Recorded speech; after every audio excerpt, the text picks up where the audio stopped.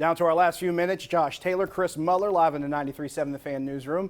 Chris, we got a tweet from Kevin who says, until the offensive line proves that they won't get a quarterback running for his life on a consistent basis, Steelers should save Kenny Pickett. Let him learn, but just as important, let him live to fight down the road. Here's one thing I will say, Chris. The Steelers actually did make some improvement to the offensive line. Mason Cole, I think, will be an upgrade over Kendrick Green. I think James Daniels would be a significant upgrade at right guard. I think both of those moves are good.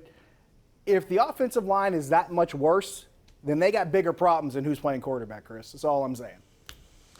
Well, I think there's a difference between saying you've tried to address an issue and successfully having addressed the issue. And I think they are in the former camp for the offensive line. Mason Cole was not some stud. I mean, that guy was a guard/center. He's going to play center here, but he's not some established big-name free agent that you're bringing in who comes with a track record. Daniels is good. He should be very good at right guard, but that's right guard where we're inherently saying how important is that. I know DeCastro anchored that position for a long time, and I know the Steelers have had very good guards. You know, I love Alan Faneca if you've paid attention to anything I've ever said. Yep. But I just, I look at it, Josh, okay, Mason Cole, James Daniels, fine. Green and Dotson having a battle at left guard, and the same two tackles, one of whom, Chooks, I'm really not high on at all. Like, I understand that people are happy that they used some of the free agent money they had available, that cap room, to shore up the line. But I'll wait and see actual results before I proclaim it fully improved and fixed, because none of the names that are actually there right now suggest that that's an automatic thing. I will admit, I am going straight optimism because I am of the belief that that group could not be possibly worse than last year's.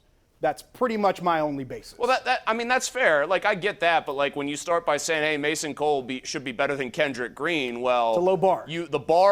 The bar was so low it was buried in the dirt with Kendrick Green, and now like he's not even running with the ones very early on at left guard, which just makes me think they absolutely biffed a third-round pick last year, fair. Trying to put a guy at guard or at center who probably should have been at guard but might not be able to play either.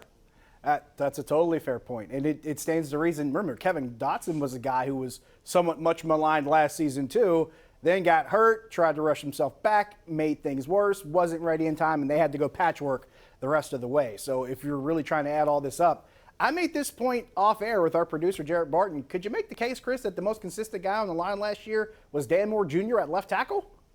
Was he the most consistent guy? I don't think there was a case to be made for anybody else, and I think he occasionally got turnstiled. But by and large, I thought he did what I would want to see a rookie thrust into that job should do, which is I thought generally you noticed him less and less as the season went on, with occasional exceptions, which is how you would hope the development curve would play out. I'll say this much, outside of Daniels, who I do think will be solid, Moore is the guy I'm most excited to see hopefully make a leap from year one to year two, because if he does, then I think things get a lot easier for whoever's behind or whoever's playing center there, or playing under center there. Geez, I can't even talk. Much like the Steelers can't even block. I can't even argue with that. Moore's the guy I'm keeping my eye on too, because it dictates what happens with the quarterbacks. Thanks to Chris Mueller for joining us. Thanks everybody for watching. Thanks for your calls. Thanks for your tweets. As I say often, it is you guys that make this show great. I'm Josh Taylor. See you tomorrow.